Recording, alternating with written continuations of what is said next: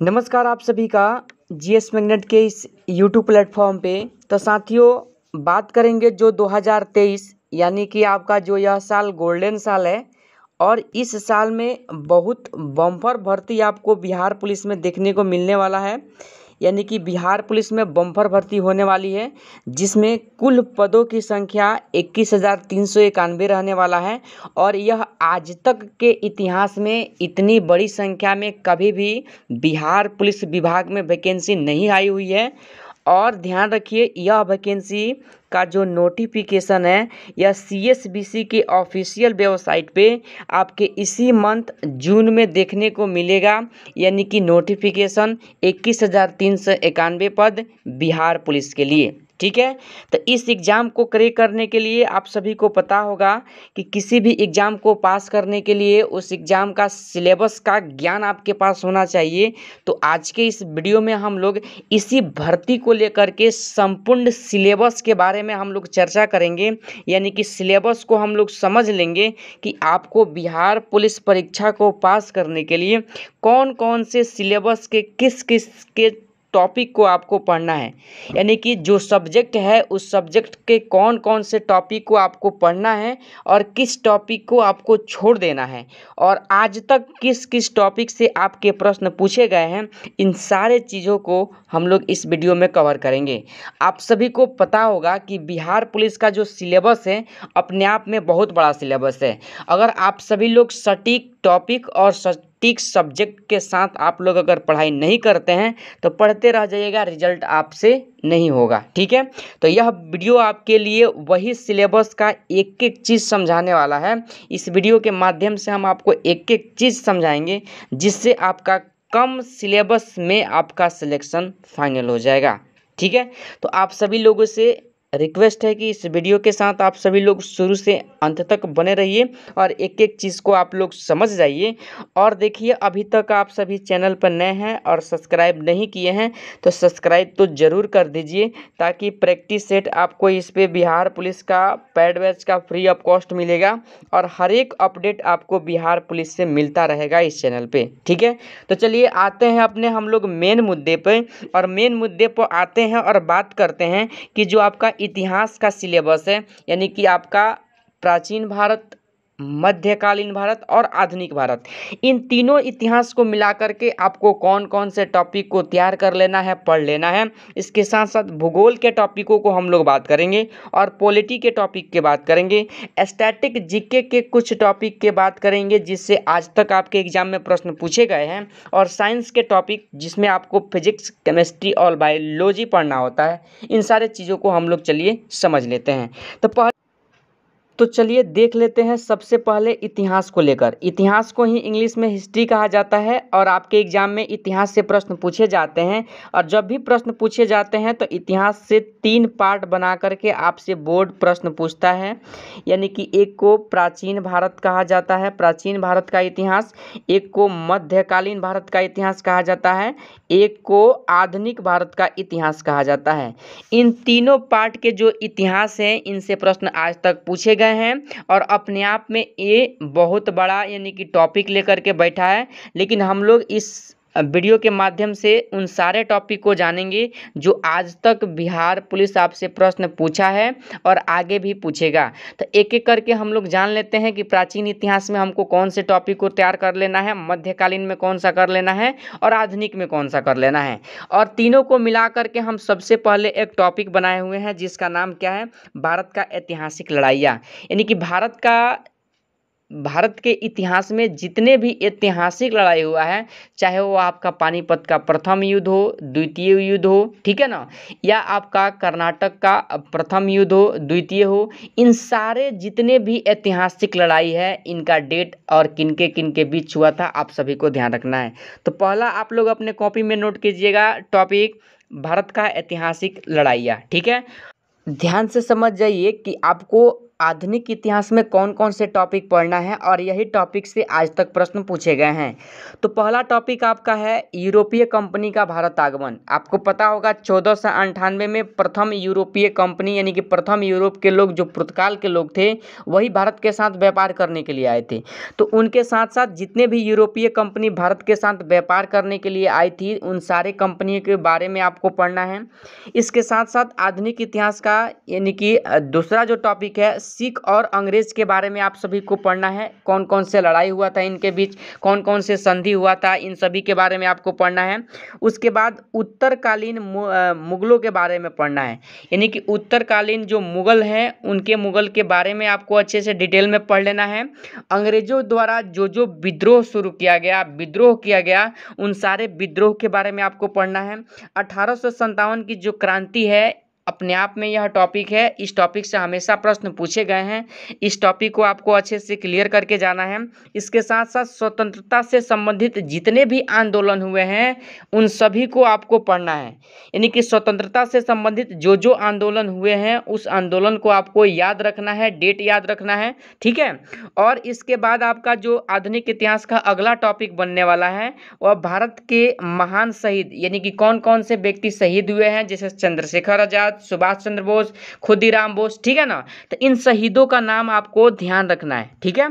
इसके बाद अगर मैं बात करूं तो प्रमुख वचन और नारे आपको ध्यान रखना होगा, जैसे भगत सिंह, इनकलाब जिंदाबाद, ठीक है ना। तो जो जो व्यक्ति जितने भी नारे दिए हुए हैं उन नारों को आपको याद रखना है हमेशा के लिए अगर आप एग्जाम पास करना चाहते हैं तो, ठीक है। इसके साथ साथ कांग्रेस के जितने भी अध्यक्ष बने हुए हैं और जितने भी प्रमुख अधिवेशन हुए हैं उन सारे अधिवेशनों को आपको ध्यान रखना है, ठीक है। तो 10वां नंबर टॉपिक आपका आधुनिक इतिहास से है कांग्रेस का, यहाँ कांग्रेस का होना चाहिए, कांग्रेस का प्रमुख अधिवेशन, ठीक है। इसके अलावा आपको और भी आधुनिक इतिहास से टॉपिक को तैयार करना है। देख जो अगला टॉपिक आपका इतिहास का रहेगा वह बंगाल का विभाजन जो 1905 में हुआ था, इसको अच्छे से आपको पढ़ना है, इससे प्रश्न हमेशा बनता है।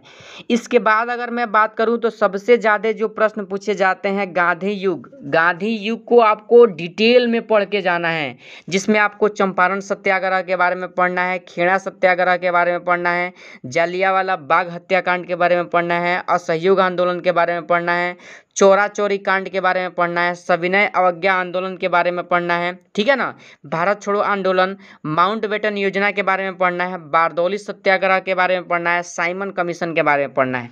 तो आपको गांधी युग से इन सारे टॉपिक को क्लियर करके जाना है। कोई डाउट अगर हो तो कमेंट में बताइए, और इतना टॉपिक तैयार कीजिएगा ना तो अभी आपसे प्रश्न बनेगा, फंसेगा नहीं। आप केवल प्रैक्टिस सीट मार करके सोचिएगा एग्जाम निकाल लें तो नहीं निकलने वाला है, ठीक है ना। इसके बाद अगर आपको मैं बात करूं तो एक और टॉपिक को आपको ध्यान रखना है आधुनिक इतिहास से, जो क्या है जनजाति मजदूर और किसान आंदोलन। इसमें आपको जो पढ़ना है ध्यान रखिएगा, यानी कि मोपला विद्रोह के बारे में पढ़ना है, नील विद्रोह के बारे में, मुंडा विद्रोह, भगत विद्रोह, रंपा विद्रोह, संथाल विद्रोह और सन्यासी विद्रोह। इन सारे विद्रोह के बारे में आपको जानकारी प्राप्त होना चाहिए कि कब हुआ था और किस राज्य में, ठीक है। तो आप लोग आधुनिक इतिहास के टॉपिक को समझ गए हों तो हम आगे बताएं जो आपके मध्यकालीन इतिहास के टॉपिक है। तो चलिए अब मध्यकालीन इतिहास के टॉपिक को देख लेते हैं कि इस सब्जेक्ट से आपको कौन कौन से टॉपिक तैयार करना है बिहार पुलिस के लिए।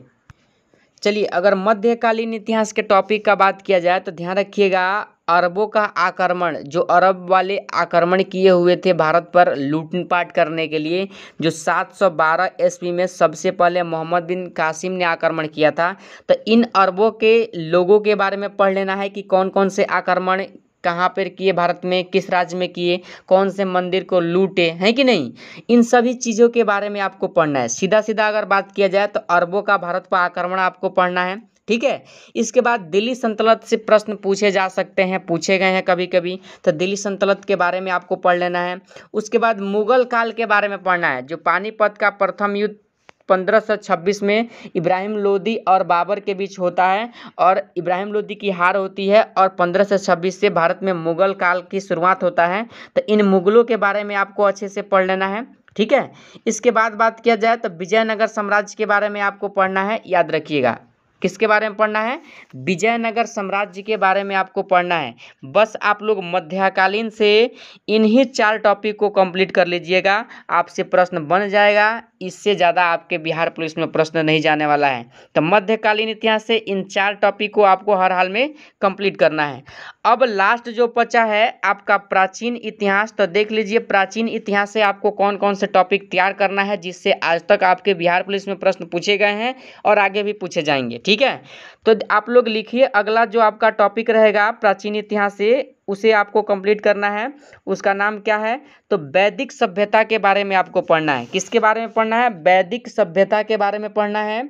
उसके बाद सिंधु घाटी की जो सभ्यता है या हड़प्पा सभ्यता, इसके बारे में आपको पढ़ना है। ठीक है, उसके बाद अगर बात किया जाए तो ध्यान रखिएगा बौद्ध धर्म, जैन धर्म के बारे में पढ़ना है, यानी कि गौतम बुद्ध और महावीर जी के बारे में पढ़ना है। ठीक है, इसके बाद अगर बात किया जाए तो अगला टॉपिक मगध राज्य का उत्कर्ष के बारे में पढ़ना है। उसके बाद गुप्त साम्राज्य से अभी तक तो प्रश्न इक्का दुक्का पूछे गए हैं, लेकिन मैंने इस टॉपिक को ऐड किए हुए हैं। इतना ही टॉपिक आपको प्राचीन इतिहास से कवर करना है, इतना ही से आपका काम चल जाएगा। इससे ज़्यादा ना प्रश्न पूछा है ना पूछा जाएगा। ठीक है, तो आप लोग उम्मीद करते हैं समझ पाए होंगे कि इतिहास से जो आपका टॉपिक कौन कौन से आपको कंप्लीट करना है। तो अगर समझ गए होंगे तो हम लोग आगे बढ़ेंगे अपने अगले टॉपिक पे। ठीक है, तो चलिए आगे बढ़ लेते हैं। ज्योग्राफी के टॉपिक को देख लेते हैं कि जो ज्योग्राफी है, चाहे वो वर्ल्ड ज्योग्राफी या इंडियन ज्योग्राफी, तो इससे कौन कौन से टॉपिक हमको तैयार करना है। ध्यान दीजिएगा, ज्योग्राफी को ही इंग्लिश में कहा जाता है भूगोल, और भूगोल से भी जब प्रश्न पूछा जाता है तो एक भारत का भूगोल होता है और एक विश्व का भूगोल होता है। और आपके एग्जाम में इन दोनों भूगोल से प्रश्न देखने को मिलता है। हालांकि भारत के भूगोल से आपके एग्जाम में कभी कभी ज़्यादा प्रश्न देखने को मिलता है।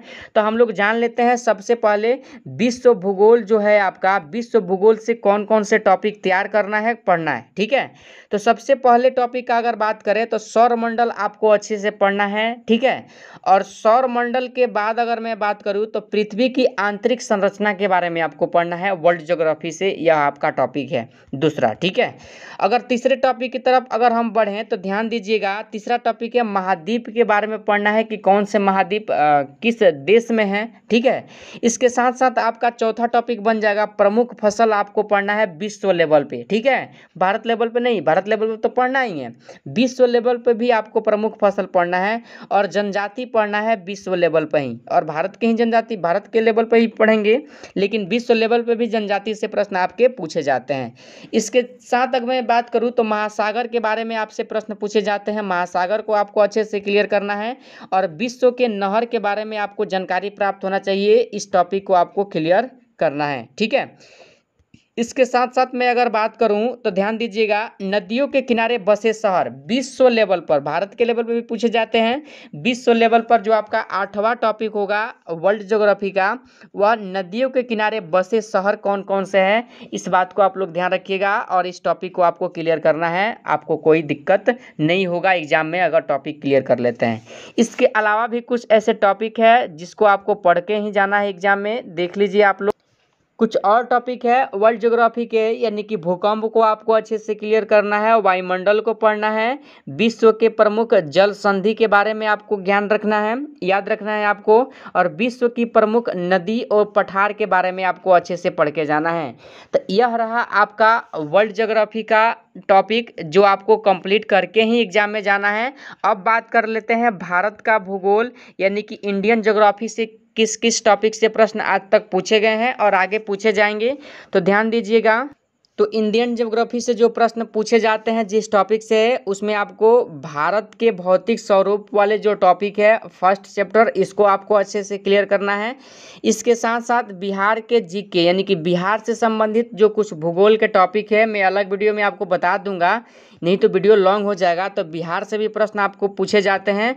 और वर्ल्ड ज्योग्राफी का जो भारत की नदियां है, भारत के संदर्भ में जितने भी नदी है आपको याद करके जाना है। नदी अपने आप में बहुत बड़ा टॉपिक है, इसको को क्लियर करना है। इसके साथ साथ भारत की जलवायु वाले टॉपिक को आपको कवर करना है। भारत की मिट्टी जो टॉपिक है, इस मिट्टी के बारे में आपको पढ़ के जाना है। अगला टॉपिक आपका नदियों के किनारे बसे शहर भारत के संदर्भ में आपको पढ़ना है, याद करके जाना है। उसके बाद आप लोग ध्यान रखिएगा, प्रमुख अभ्यारण्य भारत के संदर्भ में आपको याद रखना है। और वन्य जीव उद्योग, ठीक है, यानी कि वन्य जीव उद्योग को आपको यानी कि ध्यान रखना है। इस जितने भी वन्य जीव अभ्यारण्य ऐसे बोल सकते हैं, यानी कि उद्यान बोल सकते हैं, ठीक है ना। इसको आप लोग अच्छे से क्लियर करके जाइएगा। उसके साथ साथ जलवायु, भारत की जलवायु के बारे में पढ़ना है। जनगणना 2011 के संदर्भ में पढ़ना है, ठीक है। और आपके फसल जो है, भारत की फसलों के बारे में आपको पढ़ के जाना है, ठीक है। इसके अलावे भी कुछ इंडियन ज्योग्राफी के कुछ टॉपिक है, उसको भी आप लोग देख लीजिए। इसके साथ साथ 2 और टॉपिक भारत के भूगोल से आपको कंप्लीट करना है, भारत के खनिज के बारे में और भारत की सिंचाई। इन्हीं टॉपिक से आज तक आपके प्रश्न बिहार पुलिस में पूछे गए हैं, आगे भी पूछे जाएंगे। तो इतना आपको कंप्लीट करके ही एग्जाम में जाना है। अब आइए हम लोग देख लेते हैं पॉलिटी के टॉपिक, यानी कि पॉलिटी के किस किस टॉपिक से प्रश्न पूछे जाते हैं। तो देखिए, ऐतिहासिक पृष्ठभूमि, यानी कि इतिहास से, यानी कि जो आपका यानी कि संविधान की ऐतिहासिक पृष्ठभूमि है, इससे प्रश्न पूछे जाते हैं। और प्रस्तावना से प्रश्न आपको देखने को मिलता है। इसके साथ साथ प्रमुख अनुच्छेद से आपको प्रश्न देखने को मिलता है। चौथा टॉपिक आपको कंप्लीट करना है, संविधान के विदेशी स्रोत आपको याद होना चाहिए, ठीक है। राष्ट्रपति के बारे में आपको अच्छे से पढ़ के जाना है, डिटेल में पढ़ के जाना है। प्रधानमंत्री, मौलिक अधिकार, ठीक है। इसके साथ साथ न्यायपालिका, संसद के बारे में आपको पढ़ करके जाना ही है, यह टॉपिक इम्पोर्टेंट है। इसके साथ साथ बात करें तो मौलिक कर्तव्य और पंचायती राज, इतने टॉपिक को अगर आप लोग कंप्लीट कर लेते हैं तो पॉलिटी से कोई ऐसा क्वेश्चन ही नहीं रहेगा जो आपसे नहीं बनेगा, ठीक है। लेकिन ध्यान रखिए, क्वेश्चन के जो टॉपिक बता रहे हैं ना, इन्हीं टॉपिक से प्रश्न पूछे जाएंगे। अगर आप लोग नहीं संभल पाते हैं, आज नहीं कंप्लीट करते हैं, तो आगे रिजल्ट बनने वाला नहीं है, ठीक है। इस उम्मीद करते हैं आप सभी लोग इतिहास, ज्योग्राफी और पॉलिटी के जितने भी टॉपिक है आपके बिहार पुलिस एग्ज़ाम को क्रैक करने के लिए जिससे आज तक प्रश्न पूछे गए हैं, उन सारे टॉपिकों में आपको समझा दिया हूं। आप लोग का कर्तव्य है कि कॉपी में नोट डाउन कर लीजिए, सारे टॉपिक को आप लोग क्लियर कर लीजिए। और वीडियो ज़्यादा लॉन्ग ना जाए, इसलिए हम लोग आज के इस वीडियो में आपके इतिहास, भूगोल और पॉलिटी के ही टॉपिक पर वीडियो को समाप्त करेंगे। अगले जो आपका सिलेबस का पार्ट 2 वीडियो आएगा, उसमें मैं आपको स्टैटिक जीके के प्रश्न, यानी कि जो प्रश्न पूछे जाते हैं, वह प्रश्न किन किन टॉपिक से पूछे जाते हैं। चूँकि आपको पता है 5 से 6 प्रश्न स्टैटिक जीके के आपको देखने को मिलता है, तो स्टैटिक जीके के टॉपिक के बारे में हम लोग चर्चा करेंगे, इकोनॉमिक्स के टॉपिक के बारे में चर्चा करेंगे, ठीक है। हिंदी के टॉपिक के बारे में चर्चा करेंगे, इंग्लिश के टॉपिक के बारे में चर्चा करेंगे। और साइंस में जो आपके प्रश्न पूछे जाते हैं, फिजिक्स, केमिस्ट्री, बायोलॉजी, इन सारे टॉपिक पे हम लोग चर्चा अगले वीडियो में, यानी कि जो आपका सिलेबस का पार्ट 2 वीडियो आएगा, उसमें हम लोग कवर कर लेंगे, ठीक है। उम्मीद करते हैं आप सभी लोग अच्छे तरीके से इन सारे बातों को समझ पाए होंगे। तो अगर आप लोग इस चैनल पर नए हैं तो चैनल को अभी तक अगर सब्सक्राइब नहीं किए हैं तो चैनल को सब्सक्राइब करके इस चैनल से जुड़ जाइए, ठीक है। चूँकि यह चैनल जितना भी मैं टॉपिक आपको बताया हूँ, टॉपिक वाइज मैं आपको प्रैक्टिस सेट इस चैनल पर फ्री ऑफ कॉस्ट कराऊंगा और बिहार पुलिस से संबंधित हर एक सूचना आप तक इस चैनल के माध्यम से पहुंचाऊंगा, ठीक है। वीडियो को अभी तक लाइक नहीं किए हैं तो वीडियो को लाइक कर दीजिए, ठीक है। तो चलिए वीडियो को हम लोग समाप्त करते हैं, फिर मिलते हैं अगले वीडियो के साथ। तब तक के लिए जय हिंद, जय भारत।